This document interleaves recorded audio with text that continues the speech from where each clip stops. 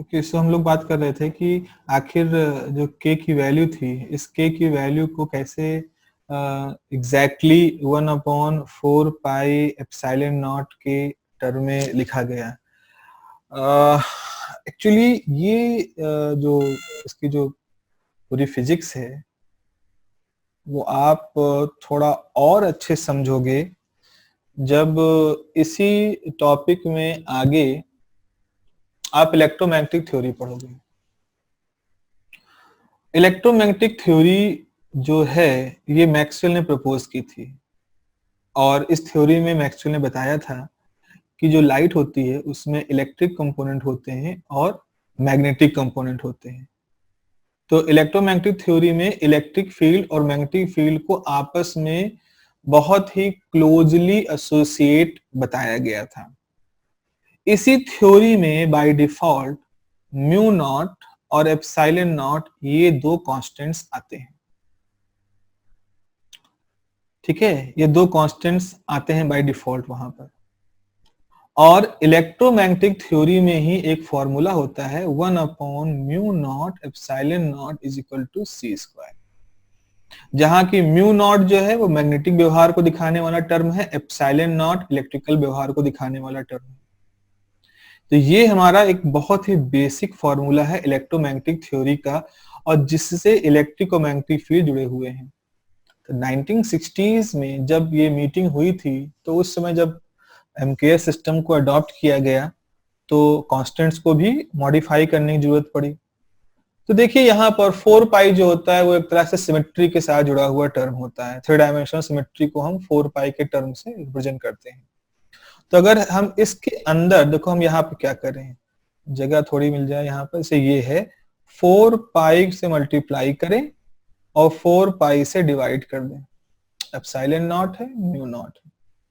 अब क्या करें, 1/4 पाई एप्सिलॉन को हम लिख दें के ई, और म्यू अपॉन 4 पाई को लिख दें के एम। ओके, और is equal to C square. तो यहां से हमारे पास जाएगा K E by K M is equal to C square. ठीक है, अब देखो यहाँ पर K E is for electric behaviour, K M is for magnetic behaviour. तो यहां से के ई की जो वैल्यू है वो हो जाएगी के एम टाइम सी स्क्वायर, और जो ये म्यू नॉट फ्री स्पेस के लिए 4 पाई करते हैं तो ये आता है 10⁻⁻7, और जो सी होता है वो होता है 9 इंटू 10⁻16। तो ये जब दोनों आपस में होते हैं, खत्म होते हैं, तो 9 इंटू 10⁻9 ये आ जाता है के ई की वैल्यू, जो कि आगे हम लोग यूज करते हैं। के ई की वैल्यू यही होती ही है। तो ये के ई है क्या, 1/4 पाई एप्सिलॉन नॉट। तो ये 1/4 पाई एप्सिलॉन नॉट ही क्यों आया, कैसे अचानक थ्योरी में एप्सिलॉन नॉट आ गया, इसका जो रूट है वो इलेक्ट्रोमैग्नेटिक थ्योरी से आता है। और थोड़ा सा आप जानना चाहोगे कि ये इक्वेशन कहाँ से आ गई, तो ये इलेक्ट्रोमैग्नेटिक थ्योरी की है, जो कि हम लोग हमारे सिलेबस में है, इलेक्ट्रोमैग्नेटिक थ्योरी पढ़ेंगे उसको। तो ये हैं कुछ कारण जिनकी वजह से हम इन कांस्टेंट्स को यूज करते हैं। मे बी ये आप लोगों ने किताब में देखा होगा, तो किताब में एज इट इज अचानक से 1/4 पाई एप्सिलॉन वर्ड आ जाता है, बट एक्चुअली इसका रूट क्या है तो जनरली लोग डिस्कस नहीं करते, मे बी अवॉइड करना चाहते हैं वो इलेक्ट्रोमैग्नेटिक थ्योरी वगैरह को, पता नहीं किन कारणों से। तो खैर यही इसका रूट का, यही इसका ओरिजिनेशन है। तो जो कांस्टेंट होता है 1/4 पाई एप्सिलॉन होता है। और एमकेएस सिस्टम में जो फोर्स को हम न्यूटन से लेते हैं, तो जो डाइन था उसको न्यूटन में कन्वर्ट कर दिया गया, चार्ज जो ईएसयू था उसको कूलम कहते हैं। और वहीं पर एक और डिफाइन होता है कांस्टेंट करंट के लिए, जिसको कि एम्पियर कहते हैं। और कूलम की बजाय एम्पियर को इस्तेमाल किया जाता है स्टैंडर्ड इंटरनेशनल यूनिट में। तो आपको भी जान के आश्चर्य होगा कि एमकेएस में जो फंडामेंटल यूनिट है उसमें एम आता है मास के लिए, के आता है, एम आता है मीटर के लिए, के किलोग्राम के लिए, ए सेकेंड के लिए, और ए होता है एम्पियर के लिए। तो एम्पियर को एज ए यूनिट मानते हैं। अच्छा, कूलम को क्यों नहीं माना, एम्पियर क्यों माना, तो भाई ये सारे सवाल जवाब कुछ आगे के लिए भी रख लीजिए हैं जब हम लोग बायो सावर्ट लॉ पढ़ेंगे। आप यहाँ देखो, ये जो म्यू अपॉन 4 पाई एप्सिलॉन ये कहाँ दिखाई पड़ता है, बायो सावर्ट लॉ में जो म्यू अपॉन 4 पाई एप्सिलॉन दिखाई पड़ता है। यानी कि जिस तरह से हमारा ग्रेविटेशनल लॉ था न्यूटन का, वैसा ही कुछ था हमारे पास अब कूलम का लॉ, और ऐसा ही आगे मैग्नेटिज्म में हमारे पास आ जाएगा बायो-सावर्ट लॉ। तो अब आते हैं अपने पुराने फॉर्मूले के पास कि F की value 1/4 pi epsilon Q1 by Q2 upon R square Newton. अब देखो ऐसा था, यहाँ आर स्क्वायर लिख दिया गया। इवन कैवेंडिश एक फिजिसिस्ट हुए हैं जो कि कूलम से पहले थे, इवन 30 साल पहले से उन्होंने प्रयोग किए थे। तो उन्होंने जब ग्रेविटेशनल फोर्स में जो आर स्क्वायर नेचर है उसको जज करना शुरू किया, तो उन्होंने पाया कि आर स्क्वायर प्लस अल्फा होता है, मतलब ये ज्यादा सुटेबल फॉर्मूला है। Exactly 1/r square is little bit correction उसको होना चाहिए। लेकिन जब अल्फा की वैल्यू कैलकुलेट करते हैं तो इसकी अल्फा की वैल्यू बहुत कम आती है, 10⁻⁻16, बट इट्स नॉट जीरो। तो एक तरह से हम प्रैक्टिकली पर्पस के लिए हम इसको मान सकते हैं कि इनवर्स स्क्वायर लॉ है, लेकिन इसमें अल्फा का भी एक एंगल रहता है। फोर्स क्या है? फोर्स एक वेक्टर क्वांटिटी है। वेक्टर क्वांटिटी होने का मतलब उसमें मैग्नीट्यूड भी होगा, उसमें दिशाएं भी होंगी। एक दिशा होती है तो फोर्स की भी एक दिशा होती है, और ये फोर्स की दिशा को दिखाने के लिए हम आर कैप यूनिट वेक्टर का इस्तेमाल करते हैं। तो आर कैप की जो डायरेक्शन है वही फोर्स की डायरेक्शन है, ये हम लोग यहाँ पर हमेशा रखेंगे। अच्छा, यहाँ देखो एप्सिलॉन नॉट की बात आती है। तो एप्सिलॉन नॉट तो आता है खैर किसी तरह से इलेक्ट्रोमैग्नेटिक थ्योरी से, लेकिन एक्चुअली होता क्या है? तो एप्सिलॉन नॉट का नाम है permittivity of the free space vacuum. तो epsilon naught permittivity of the free space है या परमिटिविटी ऑफ द वैक्यूम है। तो जब हमारे चार्ज वैक्यूम में रखे होते हैं तो उस समय उनका जो व्यवहार होता है उसको रिप्रेजेंट करने के लिए उस मीडियम में जब चार्ज रखे हो तो मीडियम के प्रति चार्ज का इंटरेक्शन कैसा होगा, चार्ज के प्रति मीडियम का व्यवहार कैसा होगा, इसको बताने वाला जो फैक्टर होता है उसी को हम परमिटिविटी कहते हैं। फ्री स्पेस वैक्यूम की बात हो जाएगी तो permittivity of free space.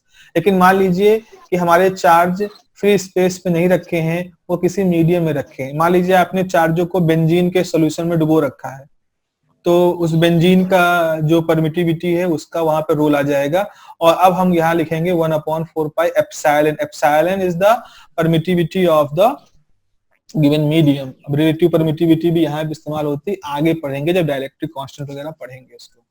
Significance of epsilon not क्या है? इस परमिटिविटी की महत्ता क्या है? तो ये degree of which the electric charge can influence the medium, मतलब किस हद तक हमारे चार्ज किसी माध्यम को प्रभावित कर सकते हैं, उस हद को दिखाने के लिए हम इस एप्सिलॉन नॉट का इस्तेमाल करते हैं।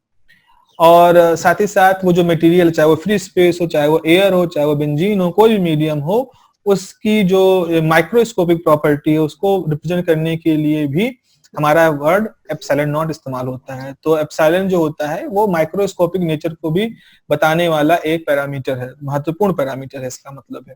इसकी जो वैल्यू है फ्री स्पेस के लिए 8.85 10⁻12 coulomb per Newton metre square है। तो जो अगर आप इसको यहाँ पर रख दें जो कूलम का लॉ है, तो 1/4 पाई एप्सिलॉन की वैल्यू जो होती है वो इतनी निकल के आ जाती है। तो आप चाहे इसको इलेक्ट्रोमैग्नेटिक थ्योरी से कैलकुलेट करो, चाहे इस तरह से कैलकुलेट करो, इसकी वैल्यू यही आएगी। तो अब हमारे पास कूलम लॉ क्या हो गया? F magnitude wise 9 × 10⁹ Q1 Q2 by R square. अब यहाँ पर MKS सिस्टम में अगर हम Q1 Q2 को कूलम रखे हैं, एक कूलम Q1 एक कूलम Q2, उनके बीच की दूरी को 1 मीटर कर दें, तो MKS सिस्टम में अब हम कूलम का मतलब क्या है ये डिफाइन कर सकते हैं।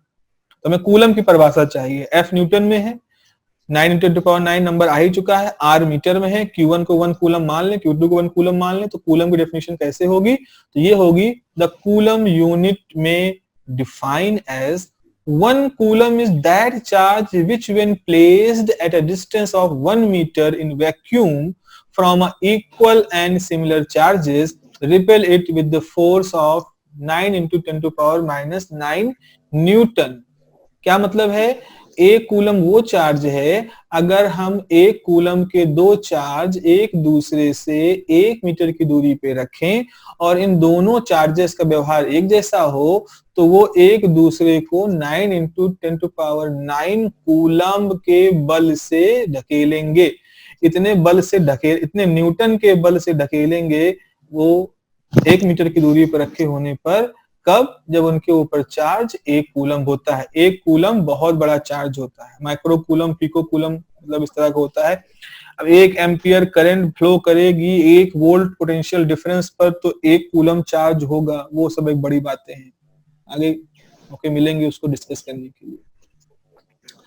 अब nature of coulomb law is very much, I think I should light Coulomb's law. Nature of Coulomb's law is very much similar to the gravitational law. दोनों ही इनवर्स स्क्वायर हैं। देखो यहाँ पर ग्रेविटेशनल लॉ में आप क्या लिखते हो, F G, G is for gravitation, gravitational constant G m1 m2 by R square, Coulomb law. और कूलम लॉ क्या है, F is K, q1 by q2 R square, K is the constant. तो देखो ऐसा रहता है कि जैसे हमारे जो कोई भी मटेरियल होता है उसमें दो महत्वपूर्ण गुण होते हैं। एक महत्वपूर्ण गुण होता है उसका चार्ज, एक महत्वपूर्ण गुण होता है उसका मास।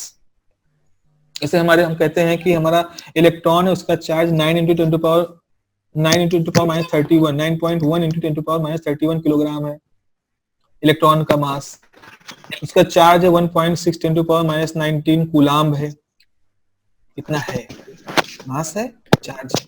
सवाल है कि इतना ही क्यों है और ये आया कहां से, वो कौन से कारण है जिससे किसी मटेरियल के अंदर मास आ गया, वो कौन से कारण है जिसकी वजह से किसी मटेरियल में चार्ज आ गया, ये कैसे आया, इसके आने से पहले क्या था।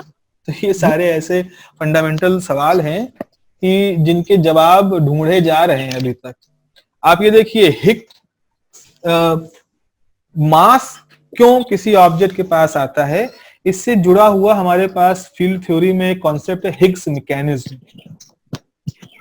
Higgs mechanism, Higgs, Peter Higgs physicist रहे हैं, अभी भी जिंदा हैं बाय गॉड ग्रेस, और मेरे ख्याल से कुछ साल पहले उनको नोबेल दिया गया, और वो कुछ 80-85 साल के थे जब उनको नोबेल दिया गया। और जब वो 27-28 साल के थे, उस एज में उन्होंने हिग्स मैकेनिज्म को प्रपोज किया था थ्योरेटिकली कि ये हिग्स मैकेनिज्म प्रक्रिया है जिसकी वजह से किसी मटेरियल के पास मास आता है। मास की बात कर रहे हैं, वेट की बात नहीं कर रहे। वेट तो जी की वजह से आता है, ग्रेविटेशनल अट्रैक्शन की वजह से। मास की बात कर रहे हैं, तो मास आने के पीछे हिग्स मैकेनिज्म काम करता है। अब वो 27 साल का बंदा था जब उसने बताया था, और उसका एक्सपेरिमेंटल प्रूफ जो हुआ है वो तब मिला, उसके बाद उनको नोबेल दिया गया फॉर दिस ग्रेट डिस्कवरी, और वो अभी कुछ हुआ है। तो मतलब 60 साल से ऊपर तक वो इंतजार करते रहे कि उनकी मैकेनिज्म का एक्सपेरिमेंटल प्रूफ मिल जाए। चार्ज क्यों आता है किसी ऑब्जेक्ट के पास, वी स्टिल डोंट नो। हमें तो आज तक अभी नहीं मालूम चला है कि चार्ज कहां से आ जाता है किसी ऑब्जेक्ट के पास। तो मास के पास तो एक मैकेनिज्म है जो किसी तरह से प्रूफ कर ले गए। चार्ज के लिए हमारे पास कोई बहुत सटीक उत्तर नहीं है, तो मान के चलते charge is the characteristic property of any element, that is the, बस यही है। अब भाई किसी को कोई 6 फुट का है, कोई 8 फुट का है, किसी कॉम्प्लेक्शन का है, कोई बेहद खूबसूरत तबीयत का है, कोई बेहद खूबसूरत सीरत का है, सूरत का है। तो क्यों है, ठीक है, उसके पीछे बायोलॉजी है, उसके पीछे सेल डिवीजन से लेकर के बहुत कुछ सारी केमिस्ट्री और बायोलॉजी उसके पीछे पड़ी है, but we have nothing to do with that. जो जैसा है वो वैसा है, उसको एक्सेप्ट करके देन उसकी प्रॉपर्टी की स्टडी करना हमें शुरू कर देना है। बस यही चीज चार्ज के साथ भी है अभी। तो मास के साथ रूल क्या है, ग्रेविटेशनल लॉ है, चार्ज के साथ है कूलम लॉ है। अब जरा हम एक एग्जांपल देखते हैं, हाइड्रोजन एटम की बात करते हैं। हाइड्रोजन एटम में एक इलेक्ट्रॉन होता है, एक प्रोटॉन होता है, और दोनों के ऊपर चार्ज सेम ही है, प्रैक्टिकली पर्पस के लिए सेम चार्ज होता है। तो अगर हम वो वैल्यू रखें हाइड्रोजन एटम में, उसका जो मास है वो हम रख दें, तो देखो ये मास है, अगर इसको रख देंगे यहाँ पर, तो ये इनके मास को रख करके आप जब Fg निकालोगे तो 8.1 10 टू पावर माइनस 8 न्यूटन का आता है, जिसमें हमने सारा इस्तेमाल कर लिया। R 1 मीटर ले लिया है, कैपिटल G की वैल्यू रख दी, Q1 Q2 31 27 सब रख के हमने निकाला है। लेकिन जैसे चार्ज को लेंगे तो हम जो इलेक्ट्रोस्टैटिक फोर्स निकालेंगे उनके बीच में, तो वो आता है 3.7 into 10 to power minus 47 newton. मैंने उल्टा कर दिया, उल्टा ये कर दिया कि ये है चार्ज और ये है ग्रेविटेशनल, ठीक है, ये E है और ये G है। तो ये जो पूरा है ये ग्रेविटेशनल नेचर का है, और ये जो है ये कोलम्बिक नेचर का है। इसको करेक्ट कर देते हैं, ये हो गया Fe और ये हो गया हमारा एफ जी। अब आप क्या करिए, F E by F G करिए तो ये 10 टू पावर 39 आता है। बहुत ही एवरेज, मोटे तौर पर सब कुछ राउंड फिगर में ले लें तो 10 टू पावर 39। इसका मतलब क्या आया, इसका मतलब है कि F E is 10 to power 39 times stronger than Fg। Electrostatic force gravitational force की तुलना में 100, 200, 1000, लाख, 10 लाख, करोड़, 10 करोड़ गुना ज्यादा बड़ा नहीं होता है। 10 टू पावर 39 टाइम स्ट्रॉन्गर होता है सेम डायमेंशन पे जाकर के अगर हम बात करें। तो आप समझ सकते हो कि किस हद तक इलेक्ट्रोस्टैटिक फोर्स ग्रेविटेशनल फोर्स की तुलना में स्ट्रांग होता है दोनों इनवर्स स्क्वायर, लेकिन जो मैग्नीट्यूड है वो जबरदस्त है इलेक्ट्रोस्टैटिक फोर्स में। तो इसको इसी को लेकर के मैंने पिछले क्लास में आपको समझाया था कि क्यों ऐसा होता है। जैसे एक मैं इसको फिर से दिखा देते हैं। इसका ये इस 10 to power 31 sorry 10 to power 39 को तो हम एक्सपेरिमेंटली प्रूव कर सकते हैं अपने घर पे बैठे बैठे। मैं अभी आपको यहीं बैठे बैठे दिखा सकता हूँ। जैसे कि ये हमारे पास कागज के टुकड़े हैं, ओके, और ये प्लास्टिक है, और ये हमारे बाल हैं प्रोटीन से बने हुए। अब हम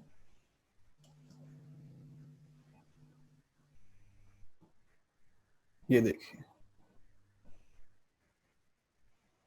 यहां पर आप इस तरह से कागज को देख रहे हो, जो कागज है चिपके हुए हैं। इस समय देखो, इस समय क्या हो रहा है, इस समय इस पेन पे कागज चिपका हुआ है। अब इस कागज के टुकड़े को ग्रेविटी खींच रही है नीचे की तरफ, लेकिन फिर भी ये कागज टुकड़ा यहां रुका हुआ है। ग्रेविटी मतलब अर्थ का जो सेंटर है, इस पे कि हम सारा मास मान सकते हैं, उस सेंटर से इसको खींचा जा रहा है। तो इसको खींचने में कौन कौन इन्वॉल्व है? इसको खींचने में पृथ्वी इन्वॉल्व है। पृथ्वी पर रखा हुआ हिमालय पर्वत, प्रशांत महासागर, हिंद महासागर, अमेरिका, सब है इन्वॉल्व, लेकिन कुछ नहीं, उड़ गए हमारे कागज। लेकिन ये खींच नहीं पा रहे। लेकिन जब आप इसको झटका देते हो देन ये गिरता है। कारण क्या है कि कागज के टुकड़े और इस पेन के बीच में लगने वाला जो बल है वो पूरी पृथ्वी के द्वारा खींचे जाने वाले बल से 10 टू पावर 39 टाइम्स मजबूत है। इस वजह से ये पेन और कागज चिपके हुए हैं, भले पूरी पृथ्वी उसके खिलाफ है। Okay, so this is the Fe is much more greater than the Fg। Modern field theory suggest करती है कि जो हमारा कूलम फोर्स होता है लॉन्ग रेंज का होता है, लेकिन अगर शॉर्ट रेंज की बात करें तो 10 टू पावर -14 मीटर की डिस्टेंस है न्यूक्लियस की डिस्टेंस है। न्यूक्लियस के अंदर हमें मालूम है कि न्यूक्लियस के अंदर न्यूक्लियर फोर्स ज्यादा मजबूत काम करते हैं कूलम्बिक फोर्स की तुलना में। तो एक कंसिडरेबल अमाउंट तक दूर तक भी काम कर सकता है, कंसिडरेबल अमाउंट में वो छोटे डिस्टेंस पे भी काम करता है। कई सारे ऐसे बॉन्डिंग स्ट्रक्चर जब बनाते हैं तो बॉन्डिंग स्ट्रक्चर में coulomb law, coulomb interaction, electrostatic interaction का इस्तेमाल करते हैं। मॉलिक्यूलर ऑर्बिटल थ्योरी वगैरह में इसको समझाया जाता है। चलिए अब आते हैं अपने सिलेबस के दूसरे महत्वपूर्ण हिस्से में, जहां हमें इलेक्ट्रिक फील्ड के बारे में पढ़ना है। ये बहुत ही महत्वपूर्ण फील्ड है, और इस इलेक्ट्रिक फील्ड के साथ एक बड़ी शख्सियत है जो फिजिक्स में जिनके बारे में डिस्कस करना जरूरी हो जाता है, फैराडे। किसी भी लिहाज से फैराडे, न्यूटन, आइंस्टीन, फेनमैन और इन लोगों से, मैक्सवेल इनसे कम नहीं थे। फैराडे एक ऐसे व्यक्ति थे जिन्होंने एक सेल्फ मेड मैन थे, मतलब एक ऐसा व्यक्ति जो किसी बड़ी यूनिवर्सिटी के साथ नहीं जुड़ा, किसी बड़ी यूनिवर्सिटी में नहीं पढ़ा, किसी बड़े कॉलेज में नहीं पढ़ा, किसी बड़े टीचर से नहीं पढ़ा, लेकिन फिर भी इस व्यक्ति ने अपने स्वाध्ययन द्वारा सेल्फ डिसिप्लिन, सेल्फ एफर्ट से वो आज दुनिया के बेहतरीन साइंटिस्टों में माने जाते हैं। माइकल फैराडे के साथ एक सबसे खास बात ये थी कि वो मैथमेटिकल से ज्यादा विजुअलाइजेशन को विश्वास करते थे। उन्होंने कुछ बड़े बेसिक सवाल उठाए। सवाल ये था कि कूलम कह रहे हैं Q1 है, एक दूसरा चार्ज है Q है, ये दूसरे को अट्रैक्ट करेंगे, अगर सेम है तो रिपेल करेंगे, पर क्यों करेंगे? क्या ऐसा कौन सा कारण है जिसकी वजह से वो ये अट्रैक्शन या रिपल्सन का काम करेंगे? इस सवाल का जो जवाब वो खोज रहे थे, तो उसी खोज के दौरान वो फील्ड के कॉन्सेप्ट की तरफ पहुंचे, फील्ड कॉन्सेप्ट दिया और उन्होंने देखा कि ये फील्ड के कॉन्सेप्ट, ये सारे सवाल हैं, ये केवल चार्जेस के लिए ही नहीं प्रॉब्लम में है। अगर हम कह रहे हैं कि पृथ्वी सूर्य के बीच में ग्रेविटेशनल फोर्स है, तो क्यों है? क्यों अट्रैक्ट कर रही है? क्यों पृथ्वी चंद्रमा को अट्रैक्ट करे हुए? क्यों वो बिल्कुल खींच के अपने पास भी नहीं ले जा पा रही है और बिल्कुल छोड़ भी नहीं दे रही है? क्या है उस बल के कारण, क्या है उस बल को होने का कारण क्या है? तो अभी तक हमने क्या पढ़ा? We know what happens when the charges are placed near to each other. भाई सही बात है, क्या होगा? अट्रैक्शन होगा, रिपल्सन होगा, यही हम पढ़े हैं अभी तक। लेकिन इफ दे या तो अट्रैक्ट करते हैं या एक दूसरे से रिपेल होते हैं, but why charges do that? ऐसा करते क्यों हैं? या हम कहें हाउ चार्जेस डू दैट? कैसे करते हैं? क्या करते हैं जवाब हम 12वें से पढ़ते आ रहे हैं, लेकिन क्या करते हैं और कैसे करते हैं, इनके जवाब हमें ढूंढने हैं। अब इनके जवाब को ढूंढने के दौरान इलेक्ट्रिक फील्ड कॉन्सेप्ट आता है। देखो भाई, ऐसा है कि ये कुछ ऐसे टॉपिक होते हैं जो अगर रियल सेंस में देखें तो सच में ये बहुत ही प्रॉब्लम क्रिएट करते हैं, क्योंकि जब हम बेसिक 12th में एनसीईआरटी किताब उठाते हैं तो हम सीधे इलेक्ट्रिक फील्ड कहते हैं ये ई है, E is the electric field. No, E is not the electric field. E is the intensity of electric field or strength of electric field. E is not the electric field. जैसे हम कह रहे हैं कि आप कौन हैं? तो जैसे हम कहें आप कौन है, तो आप अपनी ताकत के बारे में बताना शुरू करो कि मैं फला जगह का प्रोफेसर हूं, तो वो तो आपकी पोजीशन है, वो तो आपकी एक डिजिग्नेशन है, बट व्हाट यू आर, दोनों में अंतर है। आप क्या हो और आपकी पोजीशन क्या है, आपका डिजिग्नेशन क्या है, आपकी पदवी क्या है, दोनों में अंतर होता है। आपकी क्षमता क्या है, आपकी पावर कितनी है, आप क्या है, उसके बदले में आप ये बताना शुरू कर देगा आप कितने रसूखदार हैं, ये दोनों अलग अलग चीजें हैं। तो यहाँ वही होता है, हम कहते हैं व्हाट इज इलेक्ट्रिक फील्ड, तो आंसर आता है E is the electric field, जबकि E is the strength of electric field, E is the intensity of electric field, not the electric field। और ये सारी बात बड़ी चालाकी से किताबें स्किप कर देती हैं। जैसे वो डेफिनेशन लिखते हैं electric field and then they started to explain the strength of electric field. धीरे धीरे अब एनसीईआरटी की बात लोगों ने इसको ठीक करना शुरू कर दिया है। तो अब समस्या ये है कि जो ये चार्ज होते हैं ये आखिर एक दूसरे को कैसे डिसाइड करते हैं कि हमें भाई अपने पड़ोस के चार्ज को अट्रैक्ट करना है या अपने पड़ोस के चार्ज को रिपेल करना है। तो to answer similar question in gravitational condition, Faraday introduce the concept of field. तो फैराडे इस कांसेप्ट को इंट्रोड्यूस करते हैं। बहुत टिपिकल कॉन्सेप्ट नहीं है, बस खाली जब हम सिर्फ जवाब देने के ट्रिक को बता रहे हैं, किस तरह से लोगों ने सवाल को ही घुमा करके दूसरी तरह से तरफ ले गए। 1855 में फैराडे एक्सप्लेन करते हैं फील्ड के बारे में, और देखिए बड़ा फिलोसॉफिकल किस्म का इसका आंसर देते हैं। वो कहते हैं कि एक कांस्टेंट नेसेसरी कंडीशन होती है to take action in space. What is field? If you answer the question what is field, then you can answer it.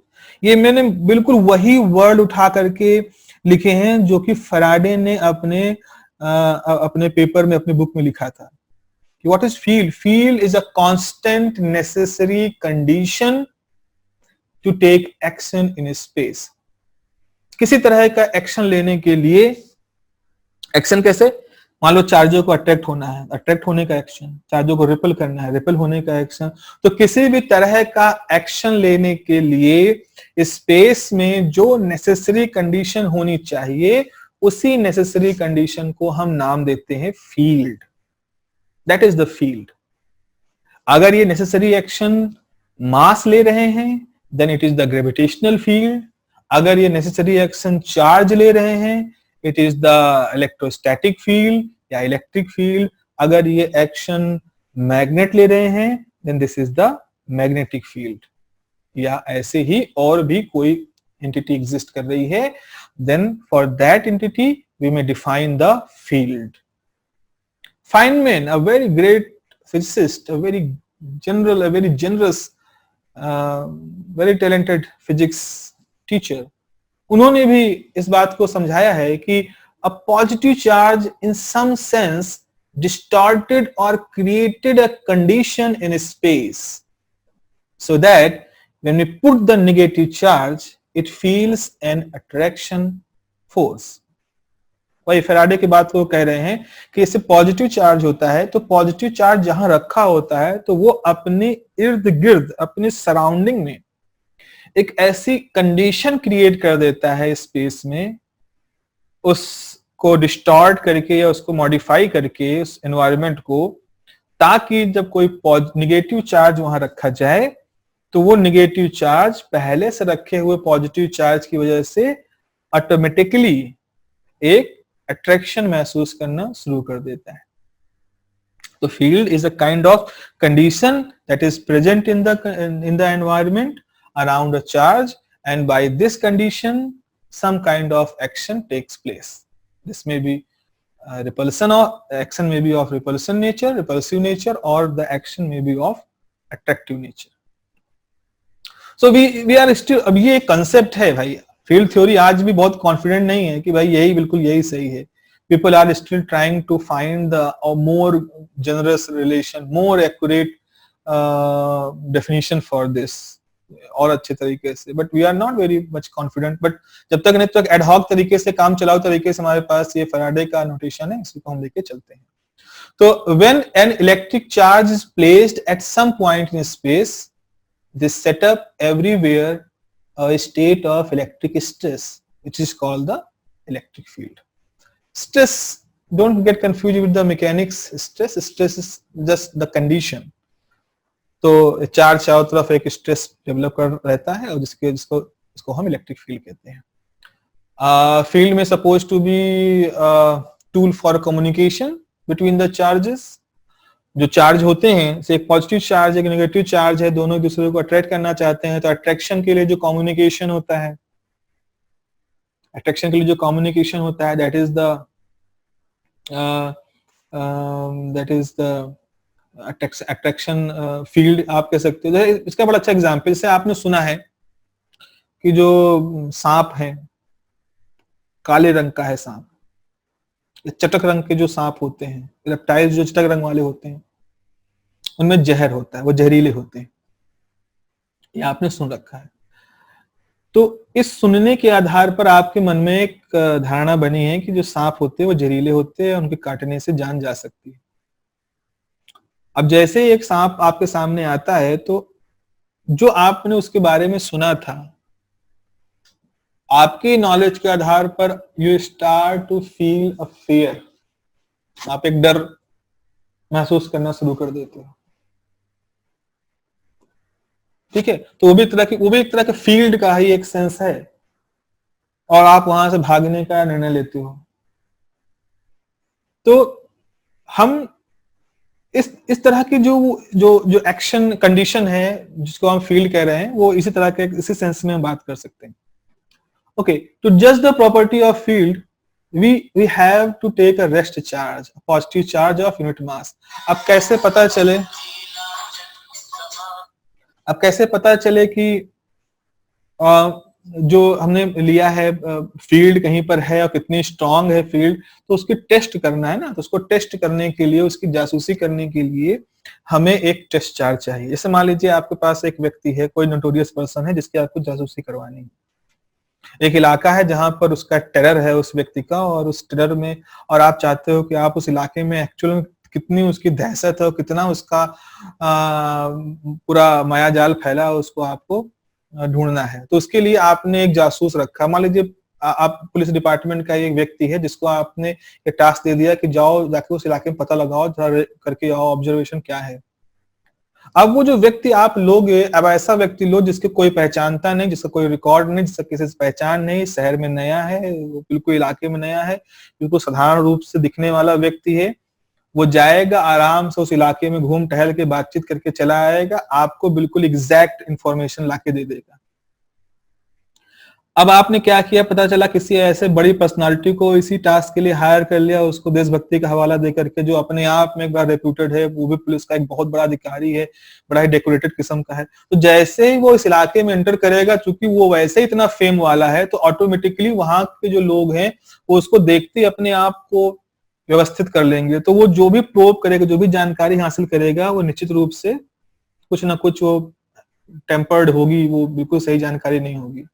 ऐसे यहाँ पर भी हमें टेस्ट चार्ज चाहिए, एक ऐसा चार्ज जिसकी खुद की अपनी कोई इलेक्ट्रिक फील्ड ना हो, अपना मिनिमम चार्ज के साथ वो काम हो उसके पास, उसको हम भेजेंगे उस जगह पर जहां हमें इलेक्ट्रिक फील्ड को कैलकुलेट करना है। तो अब हमारे पास बात आती है, जो हम बात कर रहे थे, इंटेंसिटी ऑफ इलेक्ट्रिक फील्ड। तो इंटेंसिटी ऑफ इलेक्ट्रिक फील्ड के लिए क्या करते हैं, पहले मान लें एक चार्ज हमारे पास ऑलरेडी है जिसकी हमें इंटेंसिटी निकालनी है। इस चार्ज ने क्या किया, अगल बगल एक स्ट्रेस वाला कंडीशन डेवलप कर रखा है। अब हम वहां पर एक दूसरा चार्ज क्यू नॉट रखें, जिसको कि हम पॉजिटिव चार्ज मान रहे हैं, सॉरी, पॉजिटिव चार्ज मान रहे हैं, टेस्ट चार्ज मान रहे हैं। तो जैसे दोनों को r डिस्टेंस पे रखा हुआ है, तो f की वैल्यू क्या होगी, 1/4 pi epsilon q by R square, r cap है। तो अब आप यहाँ पर क्या करिए, जो टेस्ट चार्ज का मैग्नीट्यूड है उसको यहाँ डिवाइड कर दीजिए, तो f बाई q हो जाएगा, यहाँ बचेगा 1/4 pi epsilon q by R square. अब हम क्या कर सकते हैं, अब हम यहाँ पर ये कह सकते हैं कि ये जो ये वाला है टर्म पूरा E बाई एफ क्यू, इसी को हम इंटेंसिटी ऑफ इलेक्ट्रिक फील्ड कहते हैं। तो intensity of electric field where, intense of electric field at distance r from charge q। तो आप इस फॉर्मूले को देखो, इस फॉर्मूले में E is equal to 1/4 pi epsilon q by R square r cap. ये कौन सा Q है, ये वाला Q है जो हमारा सोर्स चार्ज था। Q नॉट को हम यहाँ ले आए, तो आप क्या कहोगे, डेफिनेशन क्या कहोगे कि intensity of electric field is the force experience by unit positive charge at any point where the field is to be determined. Okay, what is intensity of electric field, किसी पॉइंट पर, ये एक point की बात कर रहे हैं, आप यहां पे खड़े हो तो यहाँ इंटेंसिटी ऑफ इलेक्ट्रिक फील्ड कुछ और होगी, अगर टेस्ट चार्ज को यहां भेज दोगे, दूरी कम हो जाएगी, तो यहाँ इंटेंसिटी ऑफ इलेक्ट्रिक फील्ड कुछ और हो जाएगी, ऑब्वियस सी बात है। इसीलिए आप देखो इंटेंसिटी ऑफ इलेक्ट्रिक फील्ड में आर भी आ रहा है, तो आर के कम होने के साथ साथ ई बढ़ता जाएगा। तो ई मतलब होता है स्ट्रेंथ। तो अगर दोनों सेम तरह के चार्ज है तो कितनी स्ट्रांग तरीके से एक दूसरे को रिपेल कर रहे हैं, ये इस बात पर डिपेंड कर रहा है कि हमारे दोनों चार्ज कितनी दूरी पर रखे हैं। देखो यहाँ पे जो शुरू हमने आपको एग्जांपल दिया था कि टेस्ट चार्ज ऐसा होना चाहिए जिसकी अपनी खुद की कोई इलेक्ट्रिक फील्ड ना हो तो संभव नहीं है, लेकिन इसकी खुद की इलेक्ट्रिक फील्ड बहुत कम हो, मिनिमम जो पॉसिबल हो सकती है वो इलेक्ट्रिक फील्ड इसके पास होनी चाहिए। और इलेक्ट्रिक फील्ड तो अभी अभी हमने कहा है कि चार्ज के चारों तरफ एक ऐसी स्ट्रेस कंडीशन होती है जिससे एक्शन लेने की क्षमता डेवलप होती है, तो चार्ज के मैग्नीट्यूड के साथ जुड़ी हुई है उसकी इलेक्ट्रिक फील्ड। और आप कह रहे हो कि हम टेस्ट चार्ज के रूप में उसी चार्ज को नियुक्त करेंगे जिसकी अपनी खुद की इलेक्ट्रिक फील्ड बहुत कम हो, यानी उसका चार्ज कम होना चाहिए। तो अब हम इसी सारी फिलॉसफी को इस लिमिट के टर्म में लिखे दे रहे हैं। देखो क्या कह रहा है, लिमिट Q टेंस टू 0, मतलब Q टेंस टू 0 का मैथमेटिकल मतलब जो भी हो, फिजिकल मतलब ये है कि Q not should be very small, as much as possible. आपने कहा भाई सबसे कम तो 1.6 माइनस 19 कूलम भी, और इससे छोटा क्या, हमने कहा नहीं वो जो भी कुछ है सो है, जितना छोटा हो सके उतना छोटा हो सके, तो क्वार्क को ला करके आप टेस्ट चार्ज बना दो, वो तो 2/3e होता है। लेकिन फिर आप कहोगे भाई ऐसा कैसे हो सकता है, क्वार्क तो बाउंड रहता है, वो तो फ्री होता नहीं है। तो हमने कहा हमें उससे कोई मतलब नहीं है कि आप कितना छोटा चार्ज जनरेट कर सकते हो, बस test charge should be as small as possible, और उस एज स्मॉल एज पॉसिबल को रिप्रेजेंट करने के लिए ये हमारे पास तरीका है। तो अब हम ई को कैसे डिफाइन करेंगे, E strength of electric field at any point is the force experienced by test charge. And what is test charge? Test charge is a charge particle of least possible charge value. अब positive by default हम इसको positive मान के चलते हैं, एक convention ले लिया बाय टेस्ट चार्ज हमेशा पॉजिटिव होगा। तो हमारा सोर्स चार्ज अगर पहले से पॉजिटिव है तो ये जाने वाला टेस्ट चार्ज उससे रिपल्सन महसूस करेगा, और अगर सोर्स चार्ज नेगेटिव है, पॉजिटिव है तो रिपल्सन करेगा, अगर सोर्स चार्ज नेगेटिव है तो ये जाने वाला जो टेस्ट चार्ज है ये इससे एक अट्रैक्शन महसूस करेगा।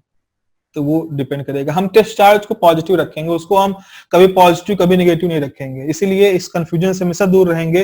जैसे हमने कहीं नाम ले दिया प्लस टेस्ट चार्ज, इसका मतलब आप मान के चलिए कि वो पॉजिटिव ही है, यूनिट पॉसिबल चार्ज का है, तो हमें उसकी चार्ज की व्यवहार को बारे में कोई किसी तरह का कंफ्यूजन नहीं होना चाहिए, वो हमेशा फिक्स होना चाहिए। अब आते हैं हम एक बड़े ही जब हमारे पास इस तरह की वैल्यू आ गई भाई कि पॉजिटिव टेस्ट चार्ज होता है और टेस्ट चार्ज की वजह से हम strength of electric field calculate कर सकते हैं, तो हमारे पास एक और बड़ा टास्क आया, क्या और भी किस तरह से इसको विजुलाइज कर सकते हैं, क्योंकि ई जो है एक वेक्टर क्वांटिटी है, अब इसको विजुलाइज करना है हमें। तो विजुलाइज करने में अगर हम किसी तरह से विजुलाइज करने के दौरान अगर हम किसी तरह से इसकी स्ट्रेंथ को देख ले जाएं,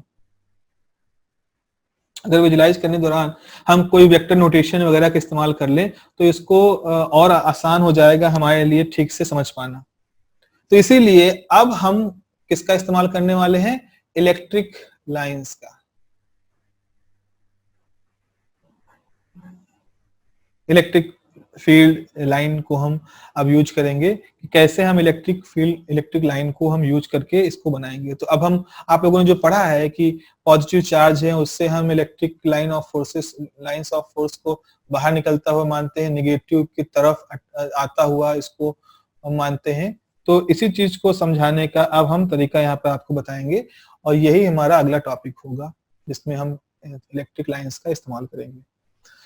सो we are almost out of time, समय समाप्त होने वाला है, और सभी लोग जो ग्रुप पे जुड़े हुए हैं वो उस पे जुड़े रहेंगे। एक और एक तरीका हो सकता है, अगर आप गूगल क्लासरूम ऐप, एक और है गूगल का ही ऐप है, प्ले स्टोर से मिल जाएगा, गूगल क्लासरूम ऐप को अगर आप डाल दें तो आपकी जो मेल आईडी है मैं उससे आपको जोड़ दूंगा। वो बहुत ही बेहतरीन ऐप है। क्या होगा, सीधे तौर पर हम जितना स्टडी पीडीएफ फाइल है वो सीधे आपको दे सकते हैं, आपको जितने लिंक है वो दे सकते हैं, कुछ एडिशनल वीडियो